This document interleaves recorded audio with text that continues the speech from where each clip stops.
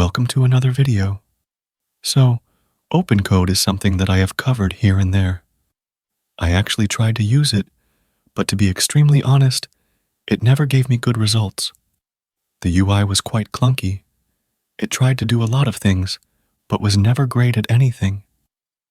I think that the agent contraption was good, but I always gravitated towards things like Claude code configured with Minimax or GLM when in the terminal. I would do more complex stuff in something like Verdent if I wanted to spin up multiple agent sessions, or use something like Code as an agent within VS Code.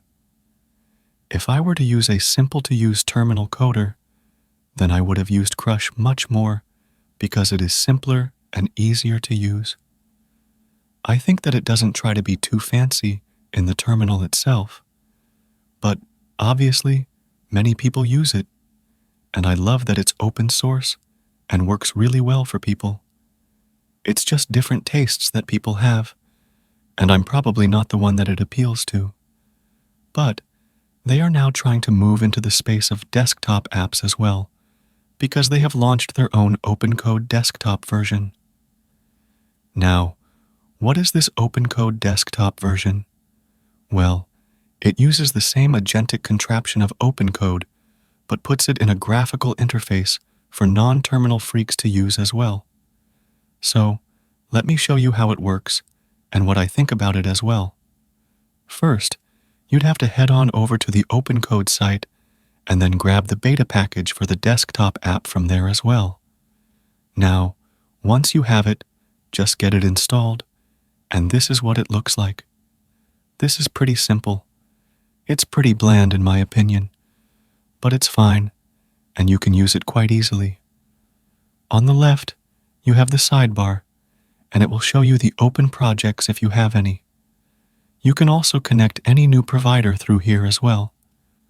Opening a project is also doable from here. Let's open up a project here. Now, once you open up a project, then you can see the sessions within that project.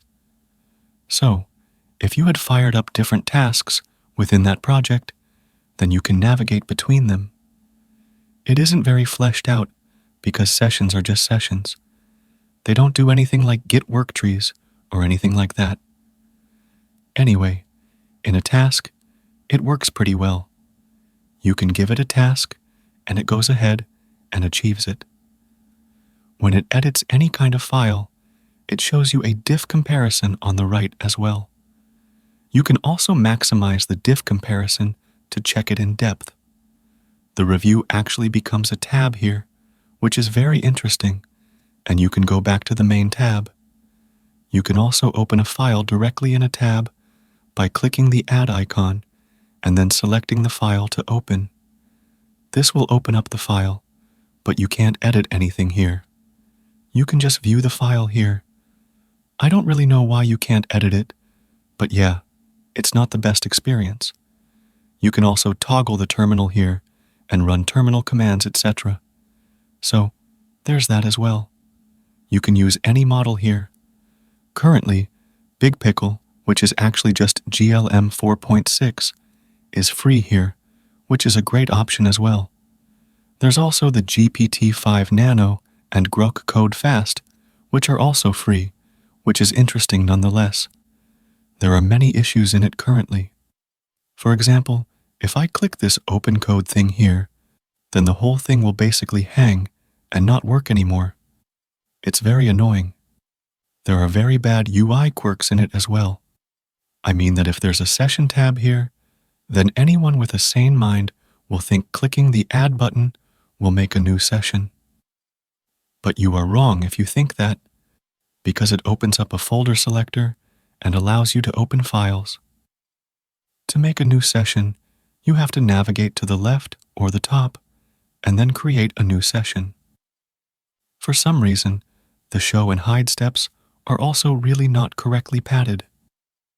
I also cannot set the terminal font for this terminal emulator, which makes my terminal look buggy. So, there's that.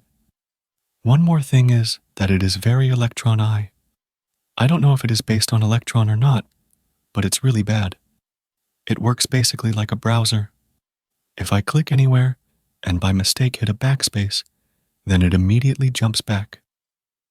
I think that what they are trying to do has great value, but it is very hard to pull off correctly. One of the best such agents that I have used is Verdent.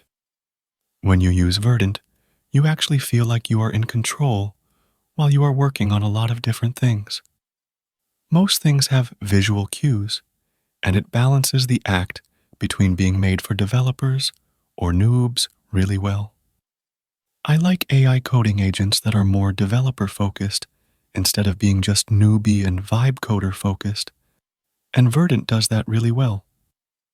I think OpenCode tries very hard to be very developer-focused, which is not a bad thing, but you'd have to go all in on that instead of holding back. Any developer in their sane mind would not want OpenCode's padded aesthetics. I like Claude Code because it takes up each and every space of my terminal and just utilizes function over form, which I adore. But OpenCode tries to be aesthetic, and the aesthetic is something that I also care for. I use Dia AI browser just because it's beautiful, but the OpenCode aesthetics don't hit with me. Anyway, I digress. I think that OpenCode should get a form that is as useful as Verdent for it to be actually useful for me. I have seen such agent panels a lot. I have seen anti-gravity agent panel, Conductor, and stuff. But this shined for me because it feels like it was made with care, if that makes sense. It utilizes extremely little memory. Projects open crazy fast, it feels snappy, and you can edit files right within it. If you want to make features without affecting the main repo, then you can make workspaces, which are like work trees. You can configure almost everything. You can also run tasks across workspaces and across different projects, and they all run in the background and stuff like that. I hope that OpenCode Desktop someday becomes like this, because I don't think that it can really be even called beta. It's more of an alpha in this sense. It also seems that the desktop is not really open source. I don't know if they'll open source it or not. For now, I'd rather tell you to use something like Conductor if you want to use Claude code agents or stuff like that. While, if you're looking for something that just works out of the box, then I've been very happy with Verdent. It's pretty good as well. That is mostly about it. Overall, it's pretty cool. Anyway, share your thoughts below and subscribe to the channel. You can also donate via Super Thanks option or join the channel as well and get some perks. I'll see you in the next video. Bye.